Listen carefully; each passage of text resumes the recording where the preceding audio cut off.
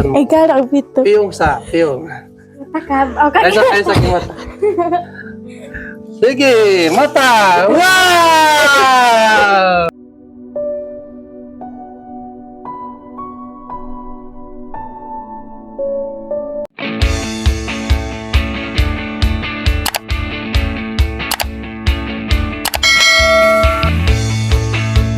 Hello mga kababayan, good morning sa inyong lahat. Kumusta na kayo dyan? So dito ako ngayon sa aming lugar mga kababayan. Ito yung bahay namin.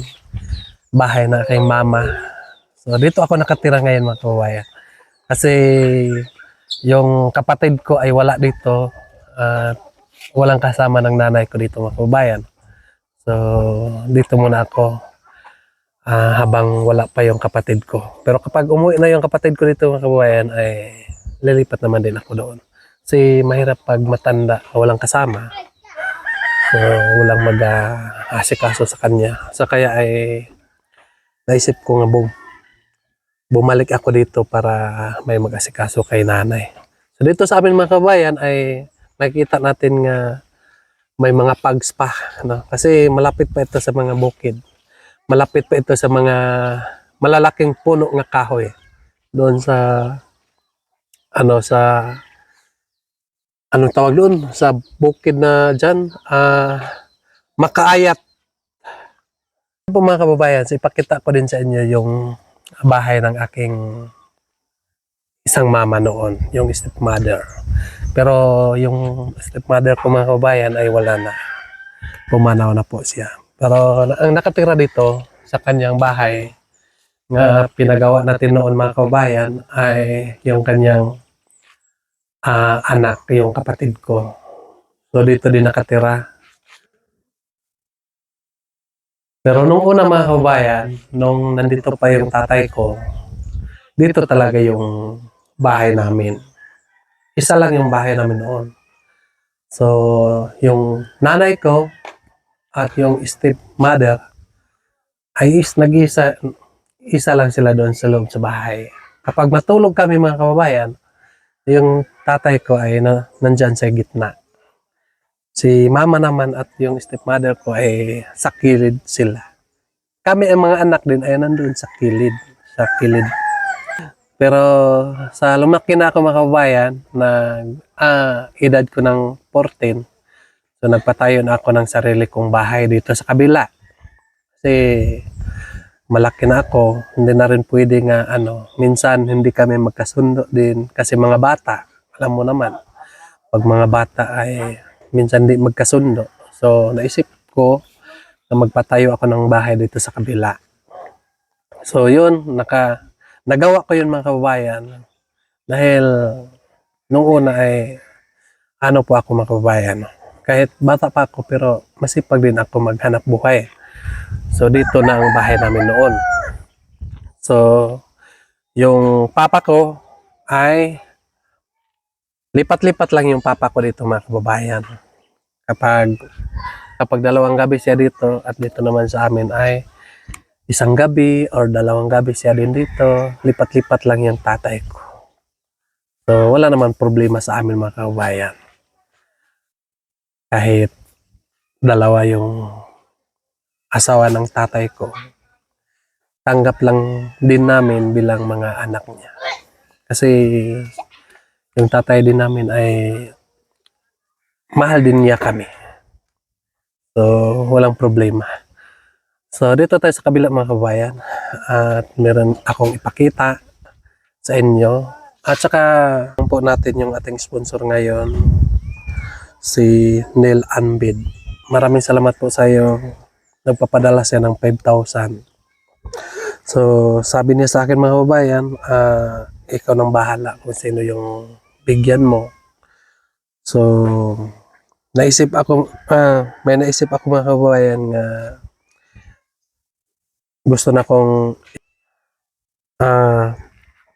gusto kong i-surprise ang aking pamangkin kasi siya po ay nag-aaral po siya sa Malabog. So mahirap dito kasi mga kababayan kasi sobrang layo yung paaralan namin doon sa Malabog. Kasi mag grade 12 na po siya ngayon. So ang naisip ko, meron akong ibigay sa kanya ngayon. So, ang gagawin natin, takipan lang natin yung mata niya para anong tawag dyan, ma-surprise siya mga kababayan sa kasi birthday niya nung nakaraan. So, yun ang para regalo ko sa kanya mga kababayan. Bale, regalo na lang natin sa kanya.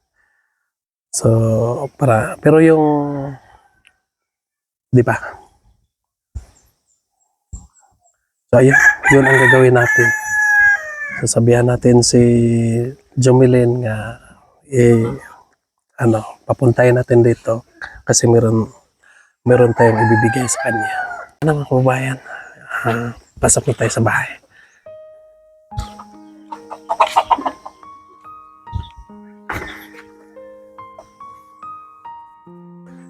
So dito mga kababayan ay meron tayong mga package din dito kasi puno na doon sa kabila.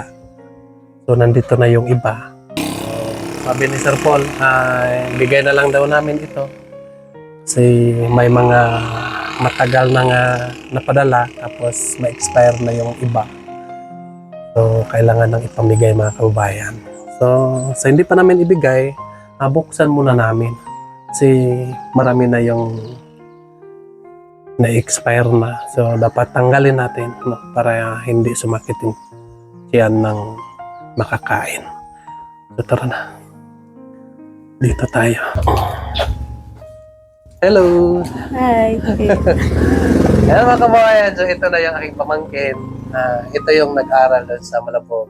So, yung mga pamangkin ko mga kababayan ay ito yung babae at saka 5 yung lalaki, 6 yung nag-aaral doon sa Malabog. Si Jay, si Jomari ay sa Davao, tapos si Jomel sa Malabog, sino pangalan sa isa? Si Rojide, si Janil, tapos si James at saka si Gino. 6 pala, no? Ay, meron pa isa. Si Gong, no? Si John Ray. So, ang nag-aral doon ng mga pamangkin ko mga kababayan ay 8. Pero isa lang yung babae, di ba? Kasi sila ay puro mga lalaki sila mga kababayan. So, isa lang talaga yung babae. Tapos mga kababayan ay ito kasi madaling araw pa nakaligo na. So, yung mga boy kasi mga kababayan ay mabagal pag saka na maligo pag alas 7 na. Pero ito si Inday ay alas 5 pa nakaligo na. So, alam ko po mga kababayan nga kapag ganon, gusto ka nang umalis pero hindi ka makaalis dahil yung kasama mo ay nandoon pa, nagpaganon-ganon pa, naghawak-hawak pa ng baso kasi magkakape pa. Pagkatapos ay ikaw ready ka na, no, di ba? Tingnan mo ngayon yung kuya niya. Wala pa, hindi pa naka-ready, pero yung kapatid niya ready na mga kababayan. Kaya ay mararamdaman ko kasi kapag ganon kasi mawala na tayo dahil na-stress na tayo doon sa gusto na tayong umalis pero hindi pa tayo makaalis. Kaya ay naawa ako sa kanya.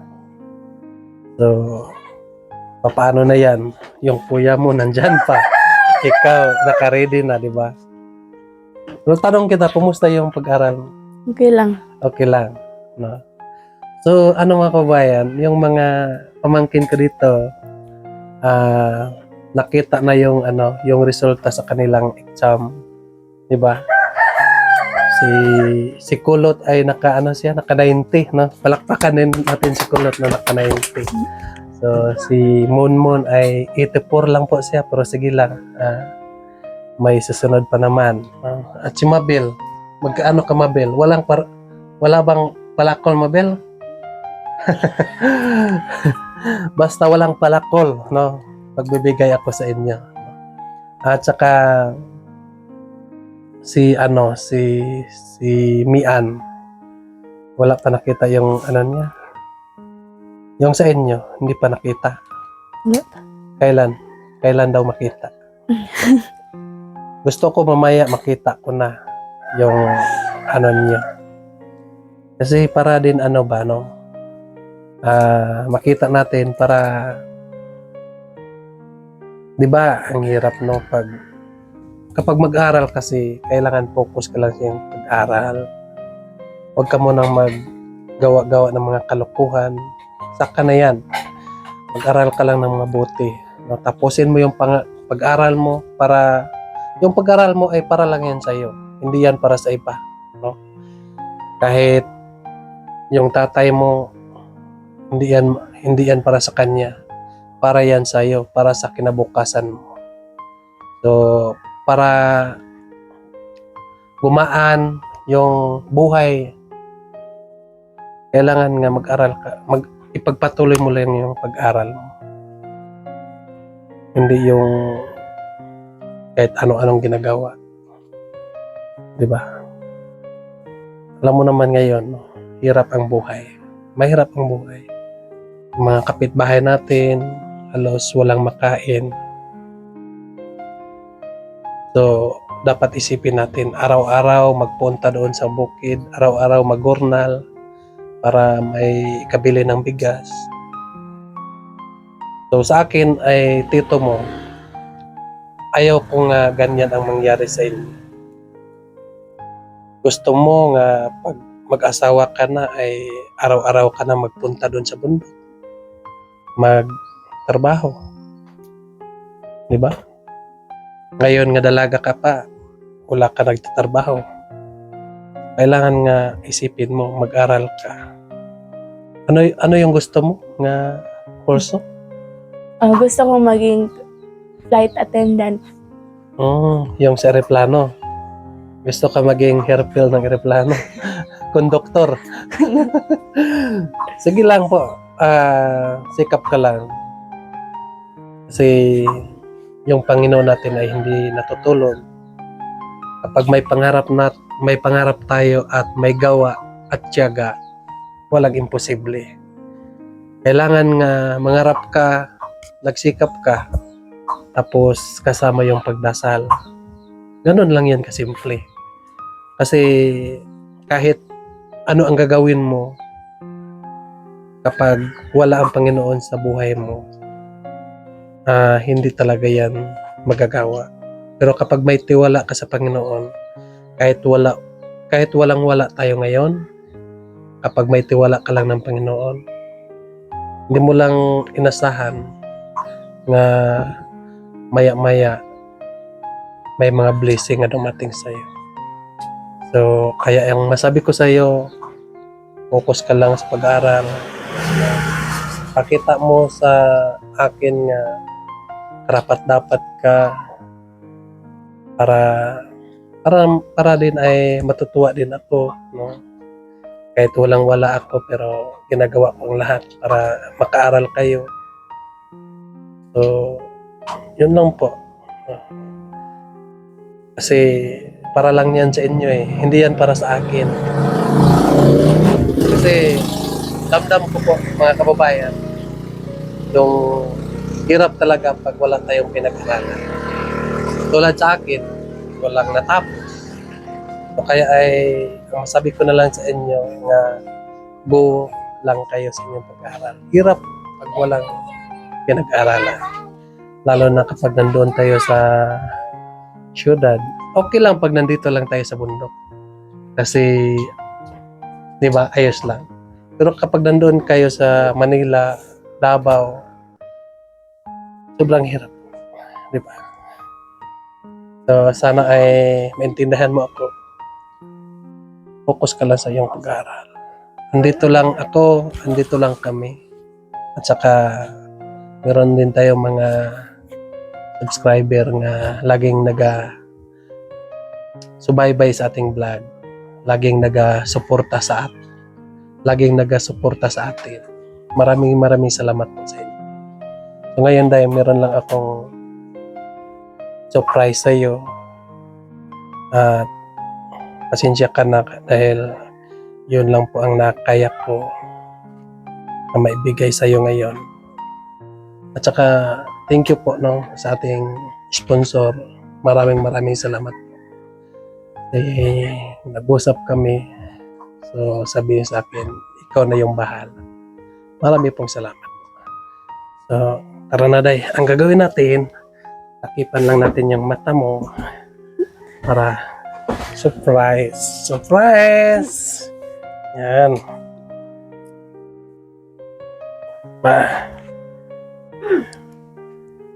Ano nakita mo? Wala. Ha? Wala ka bang dilim nakita? Yan. Okay. Ayo na. Ayo. Dali, Bi. Dali. Kayo si ate. Tuklora si ate. Ayo, kayo madak si ate. Chinilas. Ibigay mo yung chinilas. Ano bali?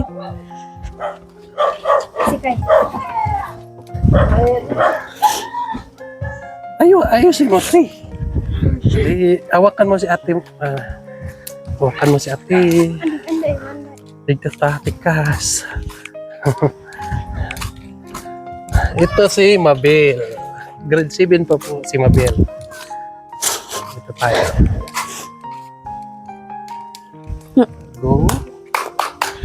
Go. Napalakpak na si Munmun, oh. Go.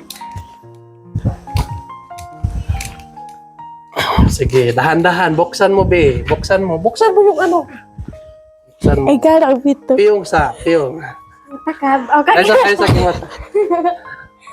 Sige, mata. Wow! May service ka na papunta sa school.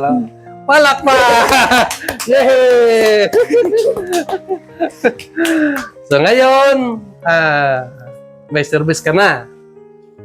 Hindi ka na mag-antay sa kuya mo nga magpunta ng school. Kasi ramdam ko kasi pag ma-stress tayo, umaga pa, madaling araw pa, nakaligo ka na, tapos yung kuya mo ay hindi pa nakaligo, no? Nagkapi-kapi pa yung kuya mo. So napaisip ko ay bilhan kita ng motor para kung gusto mong umalis ay makaalis ka na, no? So tandaan mo itong motor ay para lang ito sa'yo. Hindi ito pwede makagamit yung kuya mo. Maliwanag ba yung usapan natin? Opo. No? Kahit sa akin, ipagdamot mo pa yan sa akin dahil para yan sa'yo. No? Kapag magsabi ako sa'yo, manghiram ako ng motor mo, sabihan mo ako nga, tito, meron tayong kasunduan. No? So, yan ay para lang yan sa'yo. At kahit yung kuya mo yan, hindi yan makahawak yan. Kailangan nga ipagdamot mo yung manubila para hindi masira. Kasi kapag marami ang maggamit, para hindi masira, di ba? So, tandaan mo, ito motor mo, kahit yung kaibigan mo, wag mong ipahiram, wag mong ipagamit yan. Sabi ng tito, pwede yan ipahiram. So, kasi kapag hiramin yan, magasgas, masasaktan ka. Ayos lang pag ikaw yung makagasgas, parang hindi lang sobrang masakit.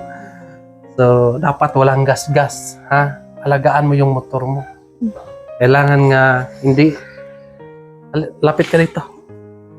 Ayaw ko nga makikita nga may mga dyan, singit-singit dyan, mga Kasi babae ka eh. Dapat yung babae ay maganda yung motor, walang mga dyan, laging nakatrapo. Yon ang ko. Huwag mong ipahiram. Pag malaman ko nga ipahiram-hiram mo itong motor mo, lagot ka sa akin, no? Kahit binigay ko na ito sa'yo, pwede ko pa itong bawiin pag ipahiram mo sa iba ito. Maliwanag ba? Ano yung naramdaman mo ngayon? Masaya ka Ang ba? saya. Sure?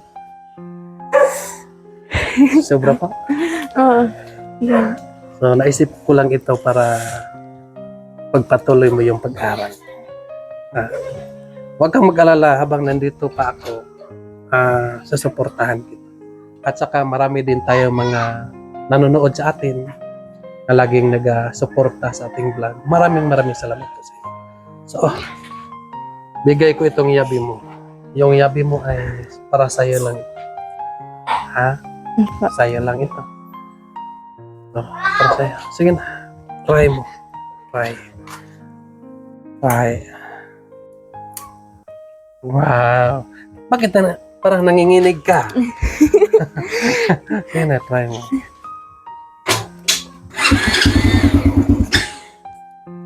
Sakyan mo daw. Wow.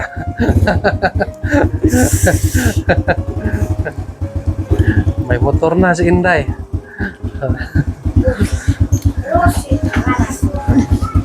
Yan, may motor ka na. So, ngayon ay doon ka sa kabila. Tapos dito ka, Day. Dito, be. Dali, be. Dali. Dali ka. Lakad ba, Day? Mga kababayan ay magbibigay lang po ako sa isang pag-pray, no? Dito sa motor. Kasi bigay ko na ito kay Day. So, magdasal muna tayo. Ginong Diyos, salamat nining orasa nga ikaw nakiguban ka namo. Salamat kayo sa mga blessing. Ug salamat kayo sa sponsor nga kanunay nagasuporta sa atong vlog. Amahan, una sa taman pasaylo kami sa mga sala nga nabuhat kung din kami nakasala kanin. Ginong Dios, kining unit, kining motor nga gihatag nako sa mga naon ko mga protection sa iya. Ilikay mo siya sa mga disgrasya. Uban ni siya permi sa iyang mga lakaw. O ginaot nga magmasulondon lang siya sa imo. Amahan kami awan sa mga pibitin. Laot nga ikaw mga protection sa amo.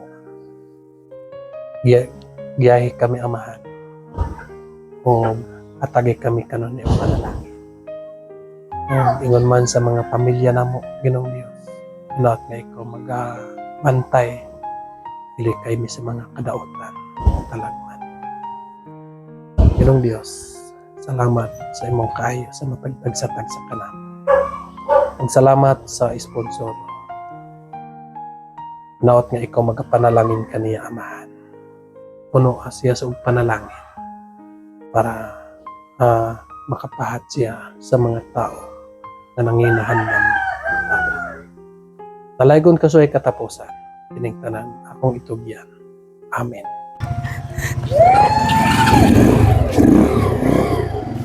Dad, Kapa na daw motor, Kapa daw motor. Kapa daw motor.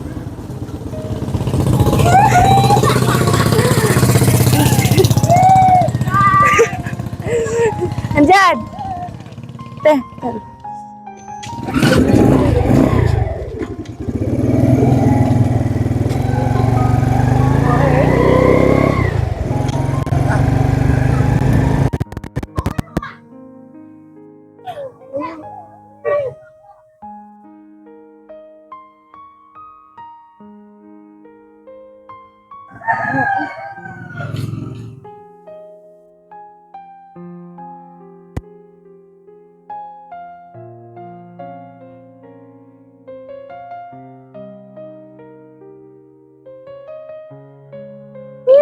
Then